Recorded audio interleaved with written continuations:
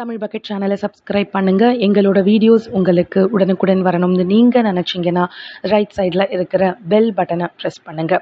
ஒரு குறிப்பிட்ட இரும்பல் டானிக்கை குழந்தைகளுக்கு கொடுத்ததால் கிட்டத்தட்ட 9 குழந்தைகள் மரணம் அடைஞ்சிருக்கிற ஒரு சம்பவம் மிகப்பெரிய ஒரு பரபரப்பை ஏற்படுத்தியிருக்கு. கண்டிப்பாக இந்த பதிவு உங்களுக்கு ஒரு எச்சரிக்கையாகவும் இருக்கும்.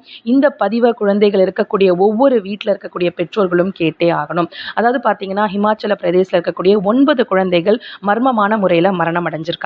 ஸோ அவங்க மரணம் அடைந்ததுக்கான காரணத்தை போஸ்ட்மார்ட்டம் ரிப்போர்ட் அறிக்கை வெளிவந்து மிகப்பெரிய அதிர்ச்சியை ஏற்படுத்தியிருக்கு.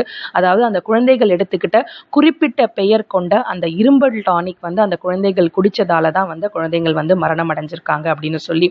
ஸோ அதுக்கப்புறம் அந்த குறிப்பிட்ட பெயர் கொண்ட அந்த இரும்பல் டானிக்கை பார்த்தீங்கன்னா பல இடங்களில் ஆய்வு செஞ்சுருக்காங்க. நம்ம சென்னையில் இருக்கக்கூடிய தேனாம்பேட்டையில் இருக்கக்கூடிய ஒரு லேப்லையும் அந்த ஆய்வு நடத்தப்பட்டிருக்கு.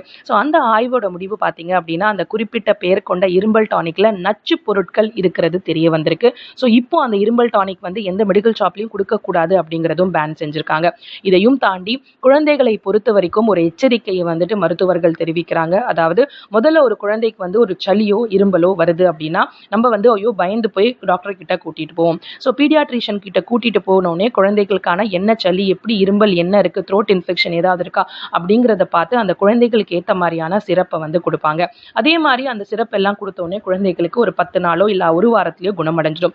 குணமடைஞ்ச பின்பு ஒரு 2 மாதமோ 3 மாதங்கள் கழிச்சு அந்த குழந்தைக்கு திரும்பவும் இரும்பலோ சளியோ வரும்போது பல பெற்றோர்கள் செய்யக்கூடிய தவறு, ஏற்கனவே கொடுத்த அந்த பிரிஸ்கிரிப்ஷனை எடுத்துட்டு போய் இல்ல ஏற்கனவே கொடுத்த அந்த பாட்டிலை எடுத்துட்டு போய் மெடிக்கல் ஷாப்ல காட்டி இதே மருந்து கொடு அப்படின்னு சொல்லி பெற்றோர்கள் வாங்கி திரும்பவும் அதே பயன்படுத்துவாங்க.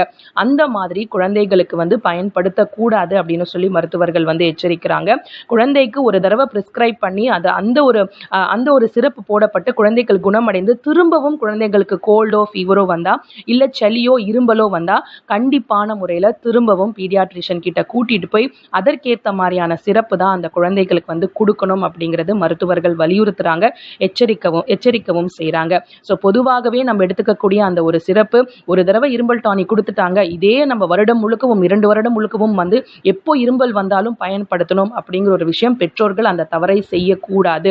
ஒவ்வொரு தடவையும் குழந்தைக்கு உடல்நிலை சரியில்லை, கோல்டோ ஃபீவரோ சளியோ இரும்பலோ இருந்தால் ஒவ்வொரு தடவையும் நீங்கள் மருத்துவர்கிட்ட போய் மருத்துவரோட ஆலோசனை பெற்று அவங்க கொடுக்கக்கூடிய பிரிஸ்கிரிப்ஷன் மருந்துகளை மட்டும்தான் நீங்கள் பயன்படுத்தணும் அப்படிங்கிறது பீடியாட்ரிஷியன் குழந்தைகள் நல மருத்துவர்கள் வலியுறுத்துறாங்க. ஸோ நம்ம ஓடுறது, நம்ம வேலை பார்க்கறது, காசு சம்பாதிக்கிறது எல்லாமே நம்மளோட குழந்தைகளுக்காக மட்டும்தான். அப்படி இருக்கிற பட்சத்தில் குழந்தைகளோட உடல்நிலை சரியில்லாத போது தயவு செஞ்சு மருத்துவர்கள் சொல்லக்கூடிய இந்த ஆலோசனைகளை நீங்க பின்பற்றுங்க. தமிழ் பக்கெட் சேனலை லைக் பண்ணுங்க, ஷேர் பண்ணுங்க, சப்ஸ்கிரைப் பண்ணுங்க.